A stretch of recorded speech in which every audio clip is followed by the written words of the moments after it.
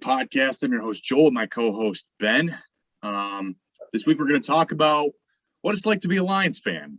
And I know you don't have all day long to listen to our many sorrows in the subject, but this one stung a little bit. The only benefit is I think I was really mad about it for like 5 minutes. And then I was like, whatever. I had no expectations for this team. Right. So yeah, in a game, in a season where they're a contender, I'm pissed off.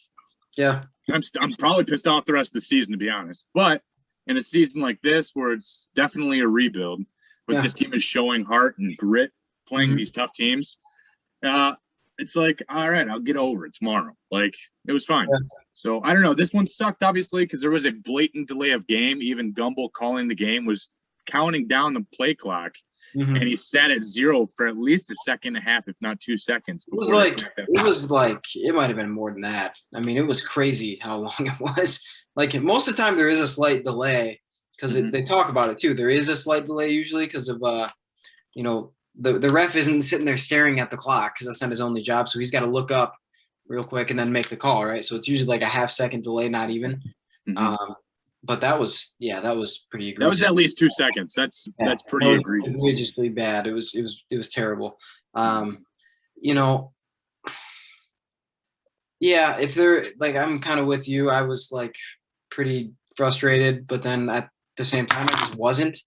And maybe that's just like part of it's just like I wasn't surprised, honestly, that there's some of that, which is sad. But then part of me was just kind of like you. It's like if there's no expectations on this season, then, a loss to a good team. I still think the Ravens are good, but a really depleted team. That's why I thought they actually had a chance. But to a pretty good team and a team that's probably I would peg them as a playoff team right now. A close loss to them, I'm not going to really get up in arms about in this season because, again, they might – before the season I said they were going to fight for a couple wins. So, and they've actually exceeded my expectations about how they've mostly looked. I think they fought for every win. I mean, despite them losing, they go valiantly despite, against the 49ers getting destroyed. They started out on top against the Packers and folded in the second. And this game – they were down for a while, too, and they couldn't get any offense. The second half, they came out with a new plan. Executed it pretty well. Anthony Lynn was awesome. I think, honestly, both coordinators were awesome in that game. Lynn was pulling out all the stops. He's got no playmakers. He's got, like, 2 guys that you can even remotely rely on that team, and he's doing everything he can to – there was the throw to Swift where Swift lined up basically as a wing back, I'm pretty sure, and came across on play action when the Goff rolled out. And I was like, how does Swift get the ball? And I was like, holy crap, they lined him up at like basically tight end. They're just trying to find a way to get him the ball because they know they've got him, they've got Hawkinson, and then, Jamal Williams kind of. Even without Hawkinson's production, 1 catch for like 8 yards last game or whatever. And they made it work. They put it together. Obviously it's still a lot of dink and dunk to the running backs there in the second half, but. I think that's what the offense mostly has to be right now. Like it just has to.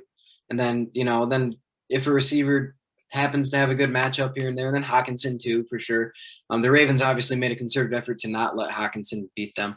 But I think that's kind of what the offense just has to be. And they're not going to score that many points doing that probably. It means a lot of field goals probably in all actuality because once you get down to the red zone, that's harder to do. But if Goff can just be efficient with it and take the 5 yards at a time if it's there, and then if they can run the ball decent, then they'll probably be able to be in some games. So like they have been already. They've been in every – week 1 was the only one where you're sitting there going – where they weren't really in it until they suddenly were, and then there was no time left, That was – the defense has made huge strides since that week. So honestly, I expected what I expected the Lions to look like this year is what I saw from the Lions week 1 against the 49ers before the last 6 minutes. Yes. And that's what I'm looking for at this point, though, is I want to see development and I want to see good coaching and a variety of play calling. Well, it seemed they released Jamie Collins today too, so that's a different. And not because I think even Campbell said it doesn't have anything to do necessarily with Jamie Collins. Like Jamie Collins is a good football player and was one of the Lions probably better defenders, but there's no point. Like we have to. Jamie Collins is not the future here. You know, there's no point to keep him around when that's not where this team's going.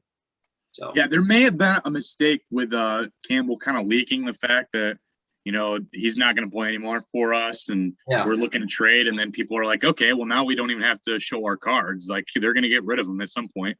Yeah, that was probably not smart of him. I think he's really taken to heart like this whole I'm going to be upfront with everybody and honest with everybody, and I like that. Like, that's how, you know, the players want to be approached, but you don't need to tell the media anything. Mm-hmm. like if we're being honest, if you're going to be upfront with your players, that's great, but you don't need to be upfront with the media, because they're not. I mean, what do they need to know, if we're being completely honest, especially in a situation like that where, you know, maybe you could have gotten something for him. So I don't know.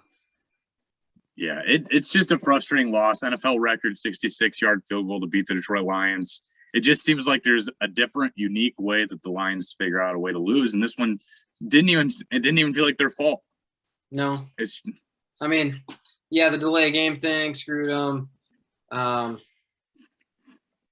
Yeah, I mean, honestly, they left a lot of time on the clock, I guess, at the end of the game there, but like, still, yeah, didn't even. What are you gonna do? I mean, you forced them to kick a record field goal. Even that's like, I mean, and it hit the crossbar and then went over. I mean, come on, like that's. They left 1 minute and 4 left in the fourth when the Ravens no timeouts either, and then they made 2 sacks. I think they sacked Lamar back to back and made it 3rd and long. Then he had an incomplete, and then it was 4th and 19, and you let him convert. Yeah, that was the problem there, though. Mm-hmm. The conversion there.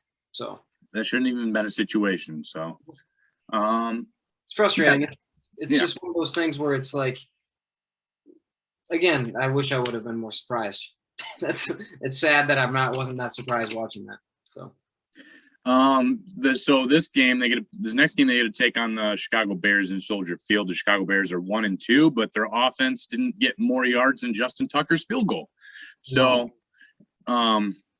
I mean, this could be a good matchup. This could be an opportunity for the Lions to get a dub. It is in Soldier Field, so it's still the enemy territory, but I think it's a real opportunity. The way they played defense against Lamar Jackson, I think they played Justin Fields even similarly, and Justin Fields is obviously more inexperienced. Now, they haven't announced an official starter. Andy Dalton could be back in for that game. Even Nick Foles is in play, is what I was told. But there's everybody now calling for Matt Nagy's head after their offense performance last week. So here's the thing, though. You can't play somebody other than Fields now. Like, you can't – like, you could not play Fields at all this season, and yeah, you're going to have people yelling at you and screaming at you about it. But, like, once you go to Fields, you can't – now you're all in. Mm-hmm. Like, you have to be. You got to be all in. But Nagy's also – I mean, yeah, he's on a pretty short leash here. I mean, this is the end here for him if he doesn't. If they lose the Lions, I wouldn't be surprised if he's fired. I mean, I wouldn't. I mean, week 4 already getting fired. That's pretty rare, but it's possible. I would not be surprised. This is an opportunity for the Lions.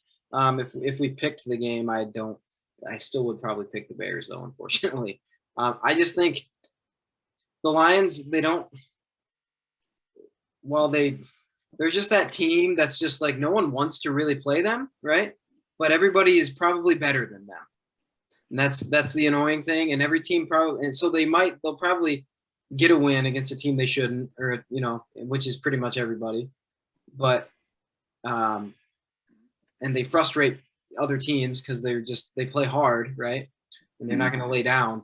But they're just not as talented. Even the Bears, I don't think are incredibly overly talented, but they have more talent than the Lions. Especially on the defensive side of the football, it's not even close. Yeah, and the Lions don't have any offensive real talent at all to combat that. So this is going to be an ugly game, in my opinion. Yeah, both. I don't know what kind of score to pick here. If I'm just reaching the air for something, but Allen Robinson has to go up at some point here. He's done nothing.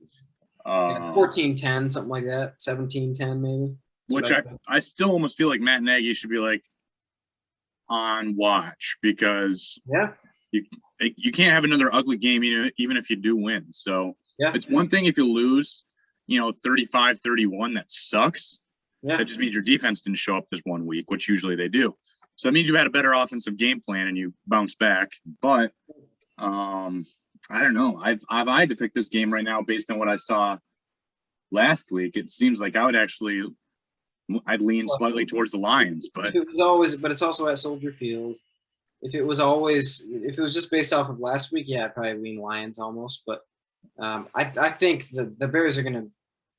The Lions defense is a good team to get right against if you're an offense, probably. So in the same breath, that offensive line looks atrocious. they do. And so this is an opportunity for maybe Romeo Okwara to get in his group because he had a much better game last week. They did. So if he can kind of beat Jason Peters or something on the edge, potentially Trey Flowers back for this game. Yeah, I saw that. I don't know. There's something. I mean, not that it means anything, but Jaysean Cornell is also back this game, so they have more rotational players on the defensive front if they need them. If they can beat that offensive line, Justin Fields again is going to be running for his life, and they kind of were able to prevent Lamar Jackson from doing that to them. So if they just kind of copy that same rigmarole that they did with Ravens, then maybe something good happens. But again, it's like I have such low expectations, so it's like I'm not mad no matter what happens next week. It's kind of nice. Yeah, it's the least stress I've ever had being a Lions fan, I think. Yeah, sort of. I mean, I'm not, I don't even sit there and worry. Like I just watch the game and just want to see better. I want to see them,